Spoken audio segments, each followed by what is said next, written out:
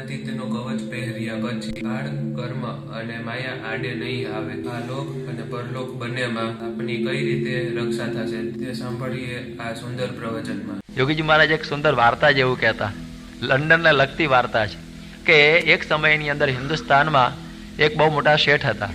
હવે એ શેઠનો એક દીકરો, હવે એવું બનેલું કે કોઈ કસાઈ છે એ ગાય મારવા માટે લઈ જતો. પછી આની સાથે પેલા કસાઈ સાથે આ છોકરાને બોલાબોલી થઈ અને એમાંથી મારામારી થઈ અને પેલા છોકરાએ કસાઈને મારી નાખ્યો પેલી ગાય બચાવવા માટે. મારામારીમાં કંઈ ભાન ના રહ્યું ને પેલો મરી ગયો. એટલે એ વખતે અંગ્રેજ સરકાર હિન્દુસ્તાનમાં હતી અને પેલો માણસ મારી નાખ્યો એટલે આને ફાંસીની સજા થઈ ગઈ. આને ફાંસીની સજા થઈ અને આ તો બહુ કરોડોપતિનો છોકરો, એકનો એક છોકરો અને વૈષ્ણવ શેઠ. હવે આવું થયું, કરવું શું?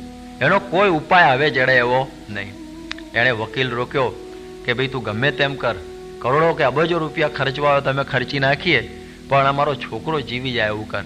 કારણ કે એનો આશય શુદ્ધ હતો, પેલી બોલાબોલીમાંથી ભાન ભૂલાઈ ગયું ને આવું બન્યું છે, બાકી એને બીજું નહીં. ત્યારે કે ભાઈ આનો તો કોઈ ઉપાય નહીં, પણ કે એક ઉપાય છે. કે શું ઉપાય? કે જો આને બેરોનેટની ડિગ્રી મળી જાય તો આની ફાંસી ટળી જાય. પણ એ બેરોનેટની ડિગ્રી આપે કોણ એને? એટલે એક કેસ તો ચાલતો હતો આ બાજુ કોર્ટમાં અને વકીલ એને લઈને ઇંગ્લેન્ડમાં આવ્યો. તો વાર્તા જેવું જ છે, પણ યોગીજી મહારાજ કહેતા કે એને લઈને અહીં આવ્યો અને રાણીનો બગીચો છે બકિંગહામ પેલેસમાં, એની સામે બાજુમાં એક સુંદર જગ્યા લઈ અને લોકોએ બગીચો બનાવ્યો. પેલી બાજુ કેસની મુદત તો હતી જ. એ સમયની અંદર આ લોકોએ બહુ જ મોટો બગીચો બનાવ્યો અને એટલો બધો સુંદર કે વાત છોડી દો. એ સમયમાં વિક્ટોરિયા રાણીની વાત કહેવાતી હશે. રાણી એક વખતે ફરતા ફરતા આવ્યા અને પોતાના બગીચાની બાજુમાં બીજો બગીચો જોઈને ભૂલા પડી ગયા કે આવો મોટો બગીચો કોનો? એ અંદર બેઠા બહુ સુંદર મજાનો બગીચો જોયો અને એકદમ રાજી થઈ ગયા અને પૂછે છે કોનો બગીચો? તો પેલો શેઠ અરે શેઠનો છોકરો અને પેલો વકીલ બે હાજર જ હતા. એમણે કહ્યું કે આ બગીચો તમારો. એ શું કહે છે પેલો વકીલ? આ બગીચો તમારો. એમ કરીને આખો દસ્તાવેજ કરી આપ્યો. રાણી ફૂલોની શોખીન હતી બગીચાની અને બહુ રાજી થઈ ગઈ કે તમે અમને આપી દો છો કે હા તમારો જ છે આ તો. ત્યારે કહે છે કે તમે માગો આપીએ, કે બીજું કંઈ અમારે જોઈતું નથી, આ છોકરાને તમે બેરોનેટની ડિગ્રી આપી દો. આપી જાઓ ને. એટલે એને બેરોનેટનો પેલો રોબ આપવાનો ને આપી દીધો અને કહ્યું હવે બધું પતી ગયું, ચાલો ભાઈ આપણું બધી યાત્રા પૂરી. એ બધું આવી ગયા પાછા હિન્દુસ્તાનમાં અને આ બાજુ તો પેલું નક્કી થઈ ગયું કે આને ફાંસી આપી. હવે એ ફાંસી નક્કી થવાનું થયું. એને કહ્યું તારે કંઈ ચિંતા કરવી નહીં. જ્યારે ફાંસીનો જ્યારે ઓર્ડર આવે અને તારે મોટર ગાડીમાંથી બહાર નીકળવાનું થાય ઘોડા ગાડીમાં, ત્યારે આ કોટ પહેરીને નીકળી જજે, બસ બીજું તારે કશું કરવાનું નહીં. અને પછી જ્યારે એની ફાંસીની સજા થઈ ગઈ, ફાંસી બધી ગોઠવાઈ ગઈ, એ વખતે ફાંસી વખતે પણ વાજા વાગતા હો, સૂર્યા વાજા વાગે ફાંસી ચડાવવાનો હોય ત્યારે પણ. એટલે એ બધા વાજા વાગવા મંડી પડેલા. આખું ઘર, આખું શું કહેવાય ગામ એકદમ ઉદાસ કે બિચારો છોકરો જુવાન જોત. અને ત્યાં તો છોકરો નીકળ્યો તો પેલો બેરોનેટનો રોબ પહેરીને નીકળ્યો. હવે તો અંગ્રેજો તો બધા જાણે કે આ તો બહુ મોટું સન્માન, આને ફાંસી ઉપર કોઈ દિવસ ચડાવી શકાય. બધા સલામ ભરવા મંડી પડ્યા. પેલા જે સૂર્યા વાજા વાગતા તે મંગળ ગીતોમાં પલટાઈ ગયા, આખું વાતાવરણ પલટાઈ ગયું અને એ છૂટી ગયો. આપણે તો થોડો ખ્યાલ છે કે બેરોનેટની ડિગ્રી વાળો કોઈને ફાંસી અપાતી હોય ને ત્યાંથી જો પસાર થાય તો પણ પેલાની ફાંસી અટકી જાય. ચીનુભાઈ બેરોનેટના બંગલા આગળથી તો ટ્રેનો હંમેશા અટકીને જતી, અત્યાર સુધી અમે જોયેલું. એટલું બધું માન બેરોનેટની ડિગ્રીનું એક છે. આ તો જોયેલી વાત છે. એટલે એ ઉપરથી ખ્યાલ આવ્યો કે એક પેલા એ જબ્બો પહેરી લીધો. યોગીજી મારે આ બાબત વાતા કરતા તો એને ફાંસી મટી ગઈ. ત્યારે જુઓ આ જો રાણીનો જબ્બો બાપા કહેતા તો પહેર્યો તો એની ફાંસી ચાલી ગઈ. તો જો આપણે ગુણાથી જબ્બો પહેરી લઈએ તો પછી કાળા કરોને માયા આપણને અડે ખરા? બાપા આ સમજ પાડતા કે આ કવચ એ ગુણાતીત જબ્બો જે કોઈ પહેરી લે એને આ કાળ કર્મ અને માયા એ કોઈ આપણને દુઃખી કરી શકે નહીં. ત્યારે આ ગુણાતીત જબ્બો એટલે શું? તમે જુઓ કે આ પ્રમુખ સ્વામી એ તો સાક્ષાત અક્ષર બ્રહ્મનું સ્વરૂપ છે, સાક્ષાત ગુણાતીત છે ને. એટલે જેમ પેલા બેરોનેટ કોઈ જગ્યાએથી નીકળે ને કોઈની ફાંસી નીકળી જાય, એમ આપ વિચાર કરો કે પ્રમુખ સ્વામી હરતો ફરતો ગુણાતીત જબ્બો છો. જ્યાંથી આમ પસાર થાય ને તો આપણી આજુબાજુની પણ કાળકર્મની ફાંસીને કાઢી નાખે એવા આ પુરુષ છે. જુઓ હવે એનું જો આપણને બળ હોય તો પછી આપણે ચિંતા ખરી? એનું જો બળ હોય તો આપણને કોઈ આ ચિંતા રહે નહીં. અને આ માયાની ફાંસી છે એ પણ આપણી નીકળી જાય. આનું નામ કહેવાય છે નારાયણ કવચ. આ બળ આપણે રાખવું જોઈએ. એના 2-4 દાખલાઓ આપીશ તો તમને ખ્યાલ આવશે કે આ લોક અને પરલોક આ બંનેમાં કેવી રીતે આપણી રક્ષા થાય છે.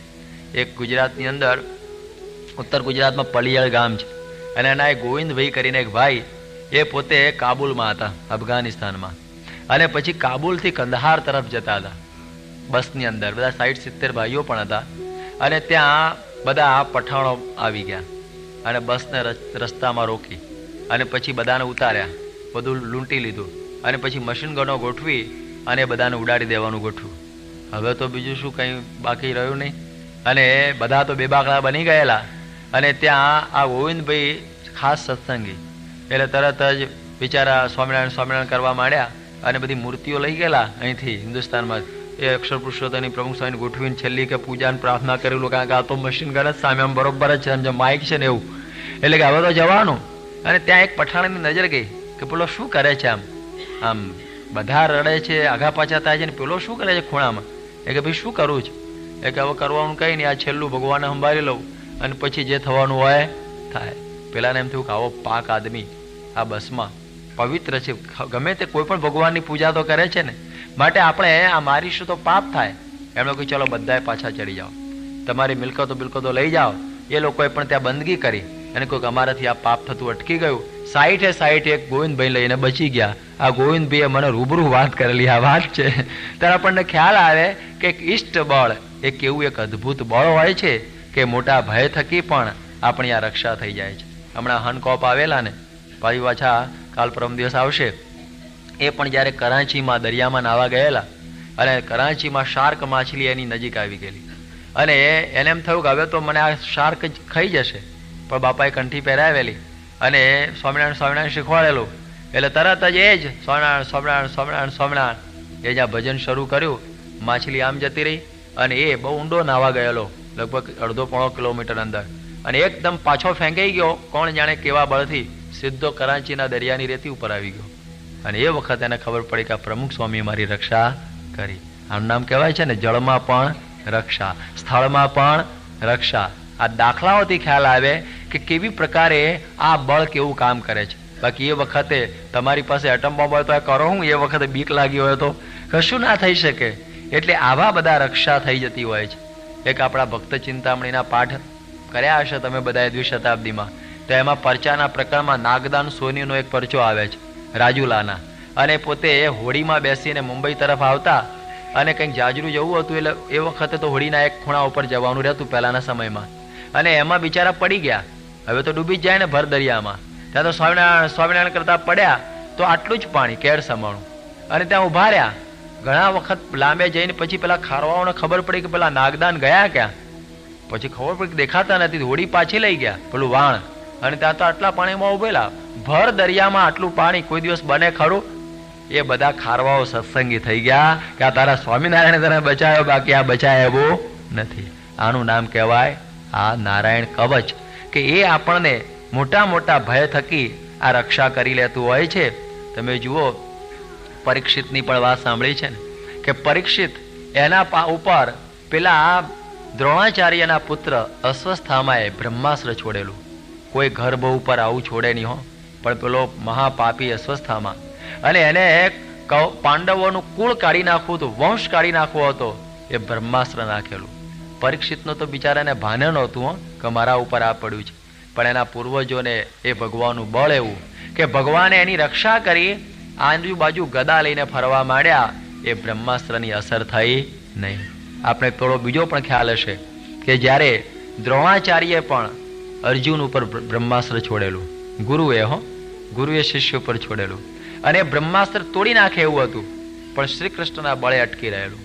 અને જ્યારે રોજ એવું થતું કે જ્યારે લડાઈ પૂરી થાય ત્યારે હંમેશા શ્રી કૃષ્ણ પહેલા ઉતરે, પછી અર્જુનનો હાથ પકડી અને એને ઉતારે. ડ્રાઈવરની આવી જ પદ્ધતિ હોય કે ડ્રાઈવર પહેલો ઉતરે, સાહેબની પેલો બાણું ખેંચે અને પછી સાહેબને હાથ પકડીને ઉતારે અને પછી બાણું બંધ કરે. આ ડ્રાઈવરનું કર્મ. શ્રી કૃષ્ણ સારથી હતા, એટલે કે મારા સારથીના ગુણો બધા રાખવા જોઈએ, એટલે પહેલા ઉતરે અને અર્જુનને ઉતારે. જ્યારે લડાઈ પૂરી થઈ 18મા દિવસે, અને પછી શ્રી કૃષ્ણ રથ ઉપર બેઠેલા અર્જુનને કહે છે, અર્જુન હેઠો ઉતર. અર્જુન કંઈક આજે કેમ બોસ બની ગયા ખબર ન પડી. દર વખત તો એ પોતે ઉતરતા ને મને કહે છે હેઠો ઉતર. પણ એ તો એમનો મિત્ર સખા અને શિષ્ય હતો ને, એ કે ભલે, એ હેઠો ઉતરી ગયો. અને જે દૂર કે દૂર ઊભો રહે એ દૂર ઊભો રહ્યો. અને શ્રી કૃષ્ણ ભગવાન જેવા રથ ઉપરથી ઉતર્યા, રથ બળીને ખાક થઈ ગયો. રથ એકદમ કાળો મેશ થઈ ગયો બળીને. અર્જુન કે આ શું? કે આની ઉપર બ્રહ્માસ્ત્રનો પ્રભાવ હતો. અને જો આજે હું વહેલો ઉતર્યો હોત અને જો તું હોત તો આ તું રથ સહિત બળીને ભસ્મ થઈ જાત. એટલા માટે આજે મેં તને ઉતાર્યો અને પછી ઉતર્યો ત્યારે જો આ પેલા તારા ગુરુના બ્રહ્માસ્ત્રની અસર. અર્જુનને ખબર નહોતી બિચારાને. પણ જેને ભગવાનનો આશરો છે, જેમ છોકરાને ખબર હોય છે કે મારે નાવું છે, ધોવું છે, ખાવું છે, પીવું છે, પણ એના બાપનો ને માનો એને આશરો છે તો બધી ખબર એના મા બાપ રાખતા હોય છે. એક વખતે તમે મહારાજને સ્વામીના ચરણે બેસી જાઓ ને પછી તમારે કોઈ ચિંતા કરવાની રહેતી નથી. પછી નિરાતે સૂઈ જવું. હો, સોળ તાણીને સૂઈ જવું. કારણ કે આપણી ખબર રાખનારા બીજા છે. આપણી બહુ ખબર રાખતા હોય છે, દરેક પ્રકારની આપણી રક્ષા કરતા હોય છે. એવા તો ઘણા ઘણા દાખલાઓ ઘણા ભાઈઓને થયા હશે. ત્યારે સુધનવા જેવો ભક્ત કે એ વખતે પેલા શંડ અને અમર કે એને કળકળતા તેલમાં ફેંકી દેવામાં આવ્યો તો એમાં કૃષ્ણ કૃષ્ણ કૃષ્ણ નામથી એ તેલ પણ ઠંડુ હિમ જેવું બની ગયું. એ પણ આખી લાંબી આપણી એ પુરાણની કથા જ. એટલે આવા દાખલાઓ જ્યારે આપણે જોઈએ છીએ ત્યારે કેવી અસર. ગુણાતીતાનંદ સ્વામી એક વખતે નવાબ સાહેબના બગીચામાં ગયેલા, કારણ કે માળી સત્સંગી હતો, પધરામણી કરી અને સ્વામીની નજર એક મોર ઉપર પડ્યો. મોર હતો. કોઈ દિવસ ગુણાતીતાનંદ સ્વામી ઊંચું જોતા નહીં, નીચી દ્રષ્ટિ, અને મોર ઉપર અસર થઈ, દ્રષ્ટિ પડી ગઈ. પછી તો સ્વામી ગયા અને એક પારધી આવ્યો અને મોર ઉપર ભડાકા કરવા માંડ્યો. તે મોર આમ ખસી જાય, એક તસુ આમ ખસી જાય, પણ મોરને એકે બંદૂકની ગોળી વાગે નહીં. પેલો પારધી કે એક ગોળીનો ગરાક છે મોર, આ 10-10, 20-20 ગોળી મારું છું ને કેમ મરતો નથી? પેલો માળી કે છે નહીં મરે. હો, કારણ કે આના ઉપર ગુણાતીતની દ્રષ્ટિ પડી છે. ભડાકા કરે તો આ મોર મરવાનો નથી. અને આજે હિન્દુસ્તાનની અંદર મોર ઉપર એવી દ્રષ્ટિ પડી છે કે મોર નેશનલ બર્ડ બની ગયું. કોઈ મારે તો 100 રૂપિયા દંડ થાય. આ ગુણાતીતની દ્રષ્ટિ કેટલી લાંબી પહોંચે. એટલે આ જો એક ભગવાન અને સંતની કંઈક જો દ્રષ્ટિ પડી જાય તો પણ આ જીવનો કોઈ વાંકો વાળ કરી શકતો નથી. એટલા માટે આપણે દુનિયાભરના આ બધા બળો છે એને તોડી નાખી અને કોનો બળ લેવું? એક ભગવાનનું. એક ભગવાનનું બળ છે એ આપણે બધાએ રાખવું. આપણે જોઈએ છીએ કે આ જે કંઠી પહેરીએ છીએ ને એ ભગવાનના આશરાની, આ ભગવાનના આશરાની કંઠી જ. લોકો ઘણા એમ સમજતા હોય કે કંઠી શું બાંધતા હશે કે તાવ ન આવે, એટલે ઘણા લોકો એમ દોરાની જેમ સમજતા ને દોરો બાંધે ને પેલો ભુવા જાગરિયાનો, એટલે કંઈક ભાઈ તાવ ન આવે. પછી કંઈક પેલું તાવી જ બાંધતા હોય ઘણામાં આટલું મોટું, પછી કાળું અહીં બાંધતા હોય. આપણે મળો શું ભાઈ લાલ દોરો, પછી કાળો દોરો, પછી બાકી રીતો સફેદ, જેટલા રંગ હોય એટલા બધા લગાવતા હોય છે. અને એના મનમાં એમ કે આ બધી આપણી રક્ષા થઈ જાય. આ રક્ષા જ છે ને બધી. આ રક્ષાઓ તમે જુઓ ને કંઈ કામ ના આવે.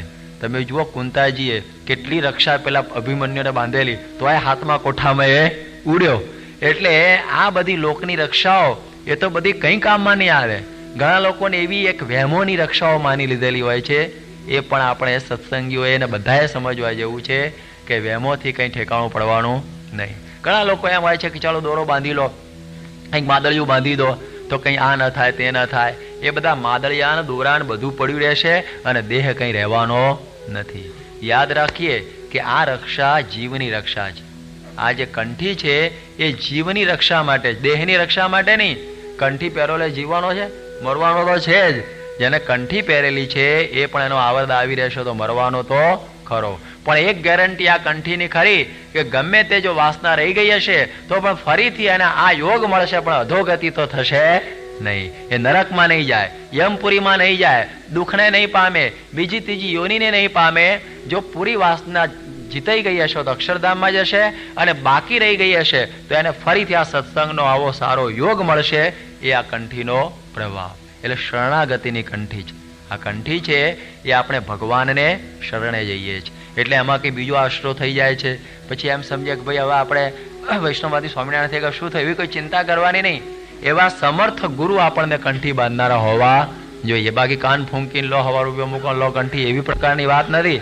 પણ એવા સમર્થ હોય બંધી તોડ બાવા જેવા, અને એવા ગુરુ જો મળે તો એની કંઠી આપણને કામ આપે અને એનાથી આપણો મોક્ષ થાય. બાકી તો બધા દોરાવાળા તો બધા કેટલાય હોય છે, એનાથી કંઈ ફાયદો થાય નહીં. એવી સમર્થ આશરો આપણે થવો જોઈએ. બહુ યાદ રાખજો આ સમર્થ આશરાની વાત. બાકી તો મેં ઘણા જોયા છે કે બધા દોરાઓ બહુ બાંધે. અમને તો શું છે, સ્વામિનારાયણ વાળો હોય ને તો એ ગળામાં દોરો હોય, એટલે તો કંઠી છે ને હજી કંઈ બાકી રહી ગયો, વળી પાછો દોરો અહીંના માયો તો અહીં બાંધ્યો. અને તમે જુઓ તો કેટલા માદળિયા ચડાવતા હોય છે. યોગી બાપા પણ કહેતા, અને પ્રમુખ સ્વામી કહે છે કે એક ભગવાનની આશરાની કંઠી બાંધી પછી આ દેહની રક્ષા માટે બીજા કશાની જરૂર રહેતી નથી. ભૂલી જ જવાનું, તમને કોઈ કશું કરવા સમર્થ નથી. એક વખતે આ સ્વામિનારાયણના ભગત થાય એટલે ભુવા જાગરિયા બહુ ખીજાય હો. એના થાય કે આ બધો આપણો ધંધો ઓછો અડધો આ સ્વામિનારાયણ વાળા કરાવે છે એવું લાગી આવે. કોઈ તાવીજ વાળા, કોઈ મંત્ર વાળા, કોઈ જંત્ર વાળા, પછી કોઈ યંત્ર વાળા, એવા બધા કેટલાય ફરતા હોય છે. એટલે એને આવું બધું થયા કરે. ત્યારે એક સ્વામિનારાયણનો ભગત જોયેલો કે આને પાર પાડી આજે એક વખતે. તે બિચારો સુરતથી ભાવનગર જતો હતો હોડીમાં બેસીને, તો એક મંત્ર તંત્ર વાળો આવ્યો કે આને ઉડાડવું આ વખતે કે. અને એણે તો બધા અડદ, બધા મંત્રીને બશેર અડદ લીધા અને બરોબર મંત્રેલા, આમ વીર ભૈરવ ને બટુક ભૈરવ ને બધી ભેગું કરીને, અને કે હવે આના ઉપર બરોબર એક એક છાંટું. અને પછી એક એક મંત્ર ભણીને પેલા ઉપર છાંટવા માંડે. પેલો બિચારો સ્વામિનારાયણ સ્વામિનારાયણ કરતો બેઠો માળા ફેરવતો. અને એમ કરતા કરતા બસેર અડદ ખલાસ થઈ ગયા. અને સુરતથી ભાવનગર હોડીમાં હવે કરવું બોર્ડ ઉપર બેઠો ને બેઠો જ છે. પછી પેલા એ શું કર્યું, બધા ભેગા કર્યા, આજુબાજુ ભેગા થયેલા ને અડદ બધા મંત્રેલા ભેગી કરી. અને એ વખત તો પેલા ને આપણા માણસો ખેસ રાખતા, પાઘડીની સાથે ખેસ હોય એટલે ખેસમાં બધા બાંધી દીધા. બાંધીને પછી એ લોકો ધક્કો ઉતર્યા, જ્યાં બંદર આવે ને ત્યાં ઉતરી ગયા. પેલો કે આણે શું કર્યું, આ તો બાંધી દીધા, આવું કરશે શું, ફેંકી દેશે કે દરિયામાં? ત્યાં તો પછી ધર્મશાળામાં ઉતર્યા. હવે રાત પડી ગયેલી, બીજા દિવસ સવારે ગામમાં જવાનું. એટલે આણે રાત્રે એની ખીચડી બનાવી, પેલા અડદની, અડદ બાફ્યા, અડદ બાફી અને ભગવાને ધરાઈને ખાઈ ગયો. પેલો કે અલા તો ભારે કરી, તો કે મારે અત્યારે સીધું હોદવા જેવું મટ્યું, આ ધરાઈ અત્યારે ક્યાં અંધારામાં જવું, કે આ અડદ આવી ગયા, આ ખાઈને પાર હોઈ ગયો શાંતિથી. લ્યો ઉઠીને હાલવા માંડ્યો ભાવનગરમાં. ત્યારે પેલો કે સ્વામિનારાયણ પહોંચાય એવું લાગતું, એને બીક જ ન લાગે, એને કોઈ દાડો બીક લાગે નહીં. એટલે આપણે પણ જો આ નિષ્ઠા થઈ હોય તો પછી આવો કોઈ પણ પ્રકારનો આ કોઈનો આશરો કરવો નહીં. વાલેરા વરુ આદિકના દાખલાઓ તમે ખૂબ જાણો છો એટલે હું આપતો નથી. અણઉતાર તાવ આવી ગયેલો અને એની બેને એના ખાટલાના પાયે પેલો દોરો બાંધેલો, અને એને કરીને તાવ ઉતર્યો તો પેલા બાવા પાસે જઈને કહે છે કે તારા દોરાનો ઉતારેલો તાવ મને માન્ય નહીં, તાવ પાછો લાવો અને દોરો લઈ જા. આનું નામ કહેવાય બળ. આ પ્રકારનું જ્યારે બળ હોય તો આપણે એમ સમજીએ કે ખરેખર આપણે ભગવાનના આશ્રિત છીએ. પણ જો આપણે આવું બધું બળ ના હોય અને ગમે તેમ આડાવડા આ બધા ભુવા જાગરિયામાં વિધામાં પેસી જઈએ તો પછી નારાયણ કવચનો કોઈ અર્થ ખરો? તો એટલું તો નક્કી કે તમારી કંઠી ઉપર તમને વિશ્વાસ નથી, તો જ તમે બીજું બાંધો છો ને.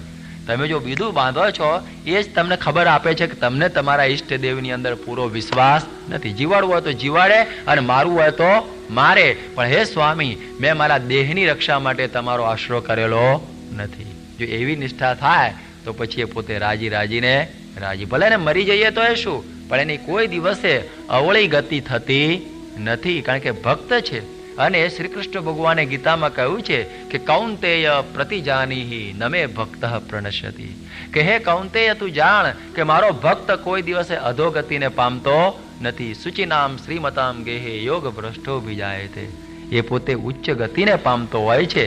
એવું કેફ અને બળ એ આપણે હોવા જોઈએ. તો સમજવું કે આપણે નારાયણ કવચ પહેર્યું છે, પણ જો આડાવડા ગયા, જો દોરા ધાગા કર્યા તો સમજવું કે નારાયણ કવચ છે નહીં, પાકી નિષ્ઠા પણ આપણને છે નહીં. એ નિષ્ઠા એ કવચ કોણે પહેરાવી દીધું? વિશ્વરૂપે ઇન્દ્રને, કે જો તારા બધા વજ્ર ને બજ્ર બધું મૂકી દે અને તારે કરવાનું આટલું જ છે કે કવચ પહેરી લે. આ કવચ પહેરી લે એટલે તું નિર્ભય થઈ ચૂક્યો, તારા માથે કોઈ ભય ઉભો ન રહ્યો. કેવી અદભુત વાત બતાવી, કેવો મોટો ન્યુટ્રોન બોમ્બ આપી દીધો, જોયું? બીક જ નહીં, એવી પ્રકારનો બોમ્બ આપણા હાથમાં આપ્યો. યોગી બાપા તો માળાના બોમ્બ કહેતા, એટમ બોમ્બ. યોગી બાપા માળાને એટમ બોમ્બ કહેતા કે આ એટમ બોમ્બ છે, કે એવી વાત કરતા કે ભગવાનનું નામ છે ને, એમાં ભગવાનના નામમાં આવી એક શક્તિ છે, એ બળ હોવું જોઈએ. મેં એક વાત કદાચ આગળ કરી હશે જો ભૂલી ગયા હો તો ત્યારે ફરી કરું. આપણી સાથે નિર્મળસિંહ રાણા અહીંયા આવેલા છે, આપણે આપ ઓળખો છો. એમના એક ફોઈ એ બિલાડાની અંદર છે. બિલાડા નામનું એક જોધપુરની બાજુમાં મોટું સ્ટેટ છે, અને એ સ્ટેટ છે. હવે એના જે રાજા એ હતા પહેલાં જે હરિસિંહ, એ હરિસિંહ રાજા એ બિલાડા સ્ટેટના રાજા. પણ એ સ્ટેટની અંદર એક માતાજી, એ સ્ટેટની અંદર માતાજીનો પ્રભાવ છે, અને એમના પેલેસની અંદર એક દીવો છે, અને દીવાના ઉપર સગ જગ્યાએ જે પેલું આપણે શું થાય મેશ થાય ને, તો ત્યાં કેસર થાય છે. ત્યાં મેશ નથી થતી, પીળું સુંદર મજાનું કેસર એની ઉપર થાય છે. મેં નજરે જોયેલું છું, આ નજરો જોયેલી વાત કે આ હજી પણ થાય છે. કે એ જે આખા દુનિયામાં એ બે જ જગ્યાએ છે. એક કલકત્તામાં દાદા સાહેબનો બગીચો છે, જૈનોનું જે સ્થાન, ત્યાં કેસર થાય છે દીવા ઉપર, એ પણ મેં જોયેલું છે. અને આ બિલાડામાં નજરે જઈને મેં જોયેલું છે કે ત્યાં મહેલમાં એ દીવો છે, અને દીવો સળગે છે. ભાદરવા સુદ બીજના દિવસે એની વાટ બદલવામાં આવે, અને એ વાટ રાજા પોતે બદલે. એટલે રાજા છે એ દીવાન કહેવાય. જુઓ, અને આ જે માતાજી છે, જે દીવા સ્વરૂપ માતાજી, એ રાજ્યના ધણી માતાજી કહેવાય. અને જે રાજ્યનો જે રાજા છે એનો શું કહેવાય? વાત સાચી છે કે ભાઈ એની આજ્ઞાથી હું રાજ્ય કરું છું, એટલે એને દીવાન સાહેબ કહેવાય. એ દીવાન સાહેબ હરિસિંહજી એ સત્સંગી નહીં, એ તો માતાજીના જ ભક્ત. અને માતાજીના ભક્ત નહીં, પણ આજુબાજુના લગભગ 8 થી 10 લાખ માણસો એને માતાજીનું સ્વરૂપ માને. એમની હાથી ઉપર સવારી નીકળે, છોકરાઓના નામ પડાવવા લઈ જાય, પગે લગાડવા લઈ જાય. એમનો રથ 12 મહિના એમના આખા મોટા રાજ્યની અંદર ગામડે ગામડે ફરતો હોય. એમનો હજી ફરે છે એમનો રથ આજે પણ. એટલે એટલો મોટો પ્રભાવ આ સ્થાનનો છે. હવે એમાં પેલા જે રાજબા હજી જીવે છો, એ ત્યાં પરણીને ગયા. હવે એ તો દાજી બાપુના દીકરી, એટલે ચુસ્ત સત્સંગી, જ્યાં નિર્મળસિંહના દાદા દાજી બાપુ, અને એના આ દીકરી એટલે ચુસ્ત દ્રઢ સત્સંગી. સ્વામિનારાયણ સિવાય બીજું કંઈ એના નામ નહીં. અને આ બાજુ માતાજીમાં આવી ગયા, અને લોકો એમને પગે લાગે. લોકો એમના શિષ્ય, લગભગ 8 થી 10 લાખ એ લોકોના શિષ્યો છે આજે પણ. અમદાવાદમાં કોઈ વખતે લારી ખેંચનારા મારવાડીઓ જોયા હોય તો એમના હાથ ઉપર સફેદ દોરો હશે. એ આઈમાનો પંથ કહેવાય છે, આઈમાનો. એટલે એ જે દોરો છે એ આ રાજબા બાંધે અથવા દિવાન સાહેબ બાંધે, એટલે રાજ રાણી બાંધે અથવા એના ધણી બાંધે એ માતાજીનો. એવા એમના લાખો શિષ્યો આજે પણ છે બધી જગ્યાએ, આખા મારવાડમાં ને બધે. હવે એ બધાના ગુરુ ગણાય, આટલા લાખો શિષ્યના ગુરુ. હવે એ તો સ્વામિનારાયણ. અને એમાં શાસ્ત્રીજી મહારાજને લઈ ગયા ત્યાં, કે આપણા શાસ્ત્રીજી માને લઈ જવા. શાસ્ત્રીજી મહારાજ ત્યાં ગયા. હરિસિંહ દિવાનને સત્સંગ થયો. એ વાતો શાસ્ત્રી માના જીવન ચરિત્રમાં લંબાણથી છે, હું ટૂંકમાં કહું છું. એમને સત્સંગ થયો અને થોડી નાની ઉંમરે મરી ગયા. એમાં 2 દીકરા, એકનું નામ માધવસિંહ અને બીજાનું નામ ગોપાલસિંહ. ગોપાલસિંહ આપણી સાથે 1970માં ઈસ્ટ આફ્રિકામાં આવેલા, બધા ઓળખે છે ને.